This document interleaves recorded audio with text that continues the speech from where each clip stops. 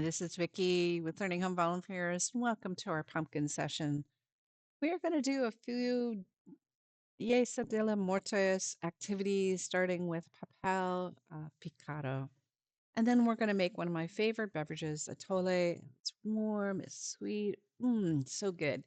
Followed by a couple more pumpkin activities. Let's get started. In your box, you're going to find some tissue paper in all sorts of colors to help you make papel picado banners. For Mexicans, the color of the paper will have meaning. For example, red is the color that serves to be a tribute to those who've died in war. The ones made by artists like Kathleen Trenchard are hand cut, one cut at a time, and are amazingly intricate. Ours are going to be a little bit more simplistic. You want to start with a piece of tissue paper and fold it lengthwise and then half again and half again. Make sure that one side contains only folds and that the other side is basically open for the things. Then starting in like number 3 here, what we're doing is on the very bottom, creating a scallop that will show up at the bottom of the banner. And in step number 4, they've actually added a little hole to make it a little bit more fancy. As you unfold it, you can see the fancy pattern that the little hole made in number 5. But we're going to fold it back in half again, so just 2 of the scallop pieces actually show. And then we're going to fold it horizontally, coming down to the banner piece. And we don't want to cut that piece. And then we're going to fold it again until it makes a cone.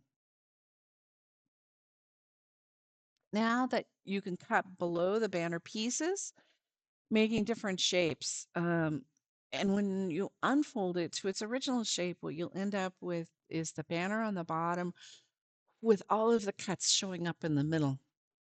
I can't wait to see the magically created banners that you and your little one will actually create. Well, this is activity number 6, and to make a tole, we're going to need warm 2 cups of milk, kilo silo, and some cinnamon stick over low medium heat until the piacillo actually melts. You want to stir frequently to make sure that the milk doesn't scorch and that the sugar created by the pisillo doesn't burn or stick to the pan.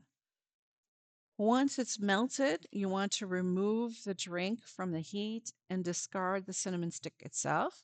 And then in a separate bowl, you want to whisk the masa harina and the water, 3/4 of a cup, until it's actually smooth. Then add the masa harina mixture into your milk mixture. Add a teaspoon of vanilla, a little bit of salt, and then put all of that back in the milk and stir it up. Now, once all the ingredients are actually combined, we want to bring the mixture back onto the heat in a medium low, and then bring it to a simmer, and then reduce the heat to low. Now, this is a busy kind of activity, but we want to actually whisk it as it begins to thicken, and actually cook so the corn taste doesn't come through quite so bitter for around 30 minutes. You want to whisk, whisk, whisk, and you'll know it's ready when the mixture is creamy, smooth, and thick enough to actually coat the back of the spoon like you see in the picture. If it isn't smooth and it's gotten clumps, you need to whisk again.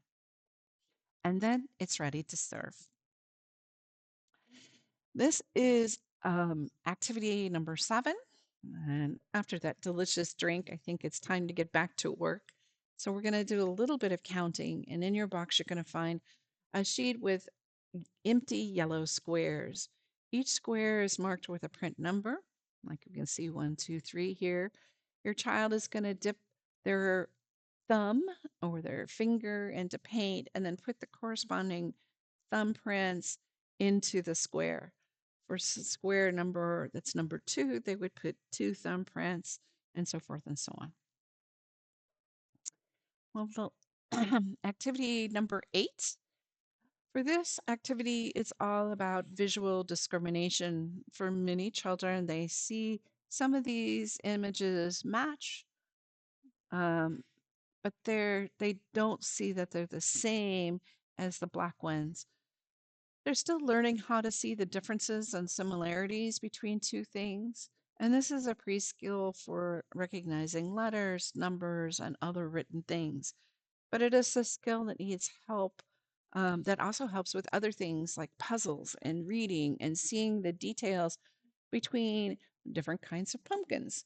Now, all of the pumpkins are generally the same shape in this exercise, but the faces are different. And on one side, the faces are on something orange, and on the other side, they're on black pumpkins. Being able to just focus on the face allows the child to see that the two that I've connected actually share the same face. The face is similar, but the color is not. Now, you can help with these exercises by talking about what you see. For example, you could say, on the left, I see orange pumpkins, and on the right, I see black pumpkins.